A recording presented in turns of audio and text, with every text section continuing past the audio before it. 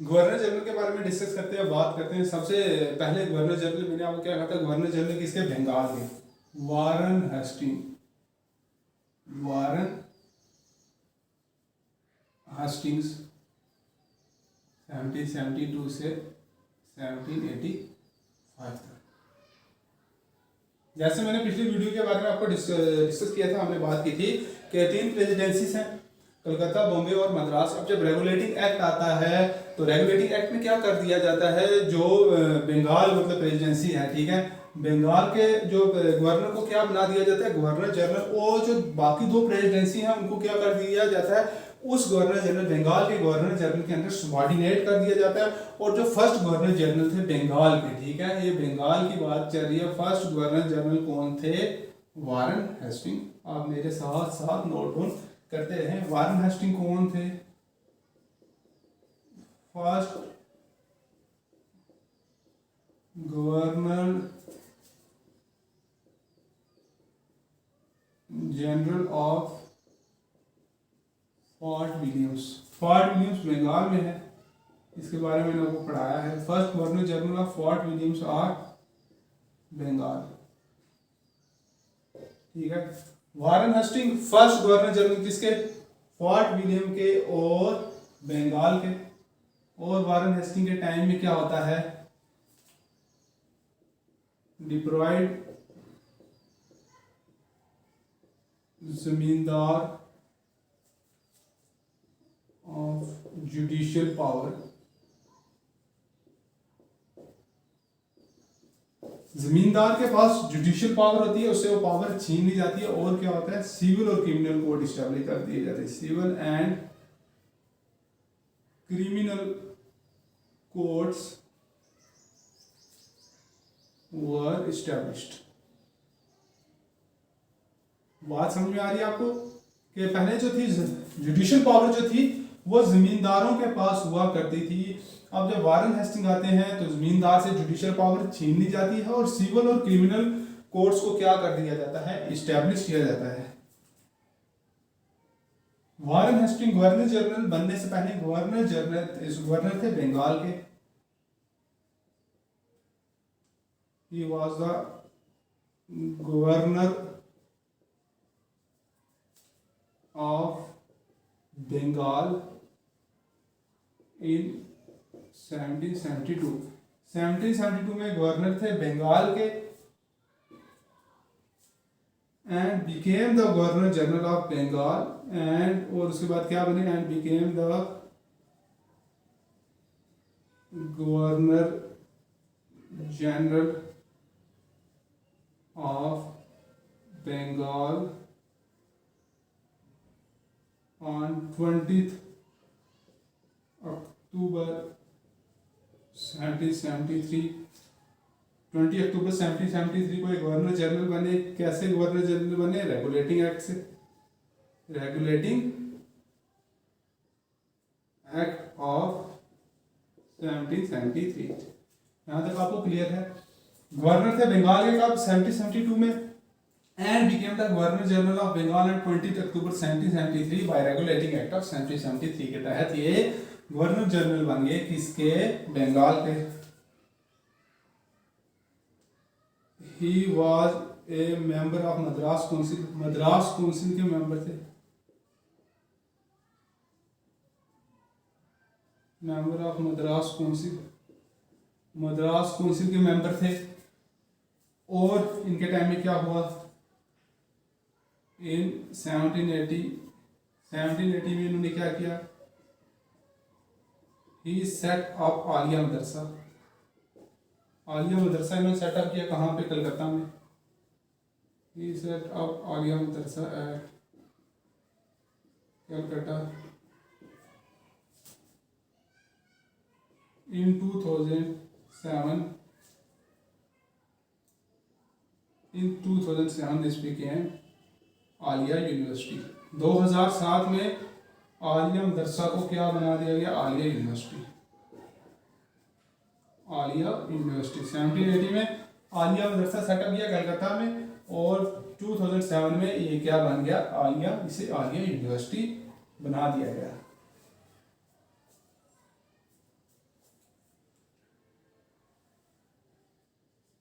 और इनके टाइम में क्या होता है, फर्स्ट एंग्लो मराठा वार, मैं आपको पढ़ा चुका हूँ फर्स्ट एंग्लो मराठा वार के बारे में। फर्स्ट एंग्लो मराठा वार कब से कब तक, 1775 से 1782 तक, 1775 से 1782 तक। और क्या होता है इनके टाइम में, सेकंड एंग्लो मैसूर वार होती है, आप पढ़ चुके हैं, आपको बाखूबी मालूम है। अब आपने वो जो मैंने आपको वहां पे पढ़ाया है, आपने उसको इसके साथ जो है वो रिलेट करके चलना है। सेकंड एंग्लो मैसूर वार होती है, सेकंड एंग्लो मैसूर वार कब होती है, 1780 से 1784 तक। अब मुझे इन चीज इसके बारे में आपको डिटेल में लिखाने की जरूरत नहीं है, इसलिए नहीं है कि मैं आपको ये चीजें जो है पहले ही जो है पढ़ा चुका हूँ। रीजन स्टेटस मैंने पढ़ाई है, उनमें मैं आपको ये पढ़ा चुका हूँ। अगर आप ये वीडियो नए हैं, ये वीडियो देख लें। फर्स्टली अगर आपको ये चीज क्लियर करनी है, आप वहां पर जाएं, प्लेलिस्ट में जाएं, प्लेलिस्ट मैंने बना दी है, वहां पे मेरी वो वीडियोस देखें, उसके बाद आप इन वीडियोस को देखें, ठीक है। और 1785 में ये क्या करता है, वारेन हेस्टिंग क्या करते हैं, 1785 ही ट्रांसलेटेड भागवत गीता, ट्रांसलेट करते हैं किसको, भागवत गीता को, ये ट्रांसलेटेड भागवत गीता, ये वारेन हेस्टिंग का मैं आपको लिखा रहा हूं। और 1784 में इन 1784 में एक सोसाइटी बनाते हैं, ही फाउंडेड एक एशियाटिक सोसाइटी बनाते हैं, एशियाटिक सोसाइटी बनाते हैं,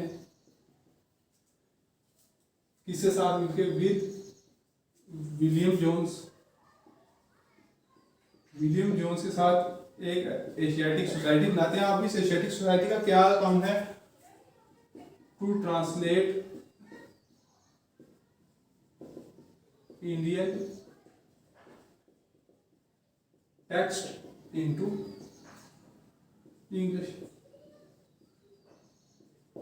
इंडियन टेक्स्ट को इंग्लिश में ट्रांसलेट करने के लिए एशियाटिक सोसाइटी बनाती है। वारेन हेस्टिंग के बारे में मैंने आपको कुछ चीजें दिखाई। फर्स्ट गवर्नर जनरल है, फॉर्ट विलियम में बंगाल के जमींदार को जैसे आते हैं, जुडिशियल पावर जमींदार से छीन ली जाती है और सिविल और क्रिमिनल कोर्ट स्टैब्लिश होता है गवर्नर बंगाल के 1772 में। और गवर्नर जनरल बनते हैं ऑन 20 अक्टूबर 1773 रेगुलेटिंग एक्ट के तहत। मेंबर है मद्रास काउंसिल के। 1780 में आलिया मदरसा सेटअप करते हैं कलकत्ता में, जो आलिया यूनिवर्सिटी बनती है 2007 में। और इनके टाइम में फर्स्ट एंग्लो मराठा वार होती है, सेकंड एंग्लो मैसूर वार, इसके बारे में डिटेल में मैं आपको बता चुका हूँ मेरी पहली वीडियोज में। 1785 में भागवत गीता को ट्रांसलेट करते हैं और 1784 में एशियाटिक सोसाइटी बनाती हैं विलियम जोन्स के साथ मिलकर, जो क्या करती हैं, ट्रांसलेट करती हैं इंडियन टेक्स्ट को इंग्लिश में। जैसे मैंने पहली वीडियो में मैंने आपसे बात की थी, हम रेगुलेटिंग एक्ट के बारे में बात कर रहे थे, रेगुलेटिंग एक्ट। अब हम देखेंगे ये रेगुलेटिंग एक्ट क्यों आया और वारेन हेस्टिंग को क्यों गवर्नर जनरल बनाया गया। इसके बाद वारेन हेस्टिंग के बारे में हम बात कर रहे थे। अब वारेन हेस्टिंग इंडिया में क्यों आए, condition in which he entered India. अब रेगुलेटिंग एक्ट को लाना या वारेन हेस्टिंग को लाना, इसके पीछे क्या कारण था, condition in which he entered India. Huge corruption, बहुत ज्यादा करप्शन थी, बहुत ज्यादा करप्शन थी। ये वारेन हेस्टिंग के साथ ही आपने इसको नोट डाउन करना है। Huge corruption, Clive dual system of government, Clive ने dual system of government establish किया था, जिसकी वजह से प्रॉब्लम क्रिएट हो रही थी, created problem, so it had to be removed. Warren Hasting क्यों है, मैंने आपको बताया था, ह्यूज करप्शन था।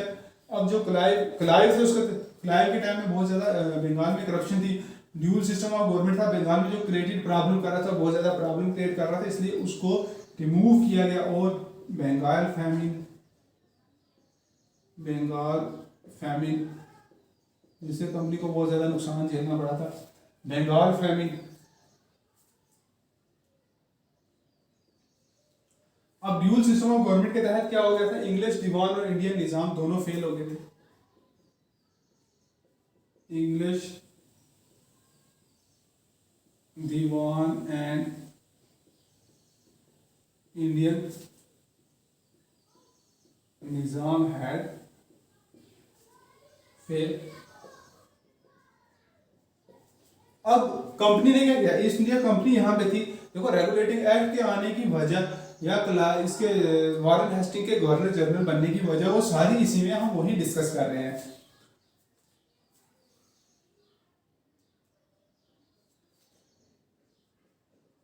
Company had applied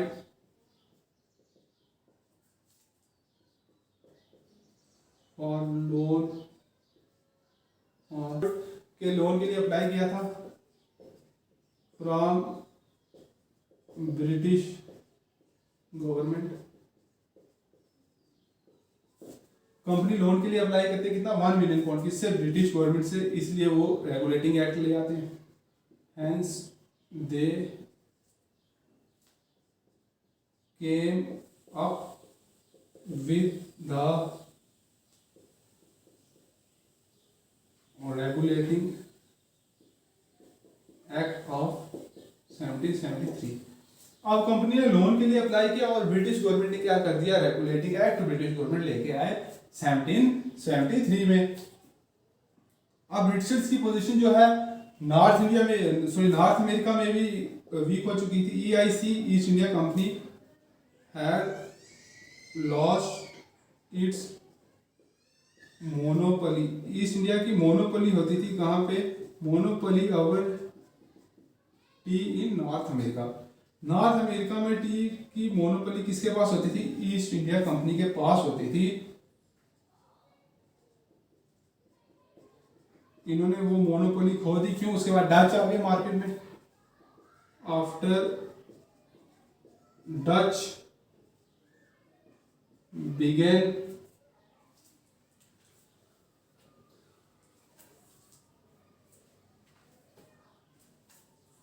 after Dutch began to enter the market, Dutch आ गए।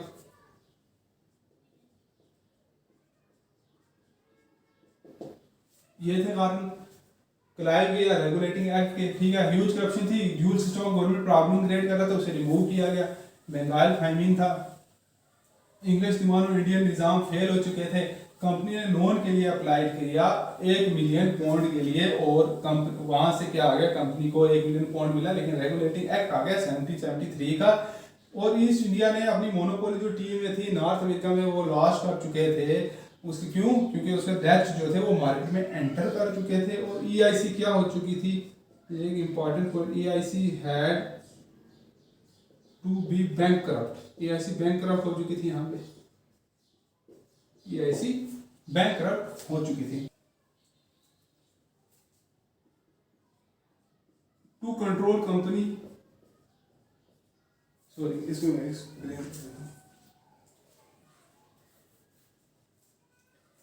एम्स जो थे रेगुलेटिंग एक्ट के, वो हम डिस्कस करेंगे। AIIMS of regulating act,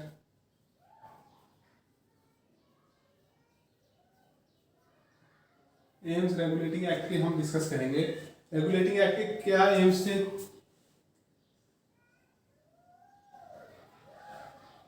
to control company, company को कंट्रोल करना, to control company as it had grown from its business entity into semi-sovereign political entity। Regulating act क्यों आया, कि कंपनी को हम कंट्रोल कर रहे थे। कंपनी को क्या कंट्रोल करना था, कि बिजनेस एंटिटी से, अब बिजनेस एंटिटी ये नहीं रही थी, अब ये किस में बढ़ रही थी, ये पॉलिटिकल एंटिटी में ये कंपनी जो है वो चेंज हो रही थी। Company had to pay 4 lakh pounds per annum for the continuation of monopoly. अब कंपनी को कितना पे करना था? 4 लाख पाउंड हर साल पे करेगी। किस लिए? अगर आपने मोनोपोली कंटिन्यू रखनी है तो आपको 4 लाख पाउंड हर साल पे करने पड़ेगा। कहाँ पे? ब्रिटिश गवर्नमेंट को आपको जो है 4 लाख पाउंड पे करने पड़ेंगे। क्योंकि यहाँ पे देखो ना, आपने यहाँ पे मैंने आपको बताया कंपनी ने कितना लोन लिया हुआ था? 1 बिलियन पाउंड का लोन लिया था। लोन लेने की जरूरत क्यों पड़ी? इंडिया में तो बहुत बड़ा बिजनेस कर रहे थे। क्यों? क्योंकि कंपनी जो थी इंडिया में उसका बैंकक्रप्ट हो चुकी थी कंपनी यहाँ पे। ठीक है,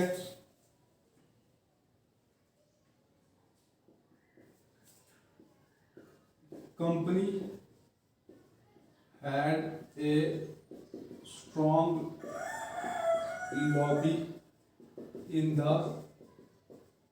ब्रिटिश पार्लियामेंट में कंपनी की स्ट्रॉन्ग लॉबी थी। जो कंपनी के बहुत सारे यहाँ पे शेयर होल्डर थे ना, वो उसको ब्रिटिश पार्लियामेंट के क्या थे? मेंबर थे। अब कंपनी क्या, जो मैनेजमेंट थी वो क्या थी? मैनेजमेंट ऑफ कंपनी जो वहां पे ब्रिटिश में थी, लंदन में। आप ये नोट डाउन कर ले, मैं यहाँ पे उसे लिखता हूँ, और जो वीडियो देखें आप इसका स्क्रीनशॉट ले लें।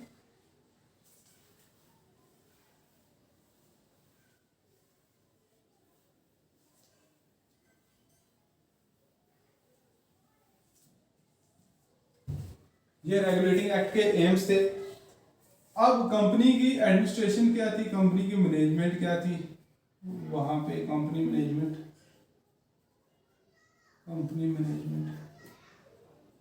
ठीक है, उसके बारे में डिस्कस करेंगे। सबसे पहले वहां पे जो शेयर होल्डर्स थे ना, शेयर होल्डर्स थे, तभी तो कंपनी में जो था इतना पैसा लगा हुआ था, कंपनी यहाँ पे ट्रेड कर रही थी। शेयर होल्डर्स के बाद आते हैं कोर्ट ऑफ प्रोप्राइटर्स।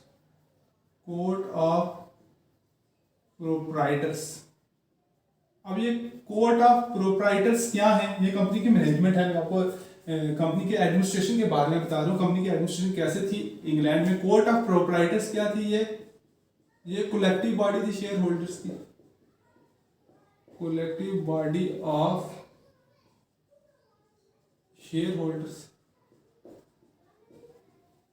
ये कंपनी की एडमिनिस्ट्रेशन थी इंग्लैंड में। ठीक है, कंपनी के मैनेजमेंट या एडमिनिस्ट्रेशन आप कह रहे हैं। शेयर होल्डर थे, उसके बाद कोर्ट ऑफ प्रोप्राइटर्स थे। कंपनी में शेयर होल्डर्स मतलब जिनका शेयर लगा हुआ था, उसके बाद कोर्ट ऑफ प्रोप्राइटर्स किनको कहा गया? कलेक्टिव बॉडी जो थी शेयर होल्डर्स की, इनको कोर्ट ऑफ प्रोप्राइटर्स कहा गया। उसके बाद है court of directors.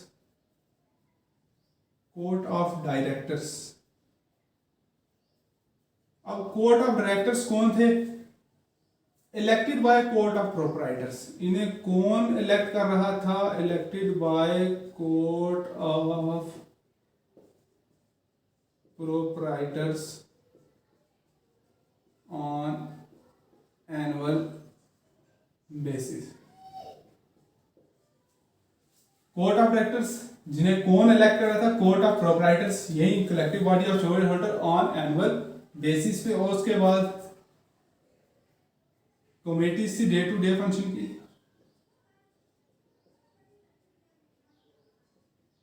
Committees for day to day function के लिए कमेटीज थी। और उसके बाद क्या था? गवर्नर जनरल थे। और उसके बाद गवर्नर जनरल थे, वो थे गवर्नर जनरल इन काउंसिल। ये मैंने आपको कंपनी की एडमिनिस्ट्रेशन वहां पे बता दी क्या थी। शेयर होल्डर थे। कोर्ट ऑफ प्रोप्राइटर्स से जो कलेक्टिव बॉडी थी शेयर होल्डर्स की, उनको कहते हैं कोर्ट ऑफ प्रोप्राइटर्स।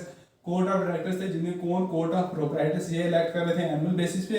और कमेटी थी जो डे टू डे फंक्शन के बारे में ध्यान रखती थी। और उसके बाद गवर्नर जनरल इन काउंसिल। इसी के साथ हमारे regulating act, Warren Hasting governor general के बारे में भी हमने पढ़ लिया, और एम्स जो थे रेगुलेटिंग एक्ट के हमने वो भी कर लिया, और रॉबर्ट क्लाइव के बारे में भी हमने पढ़ लिया। अब नेक्स्ट वीडियो में हम जो है नेक्स्ट गवर्नर जनरल होंगे उनके बारे में हम डिस्कस करेंगे।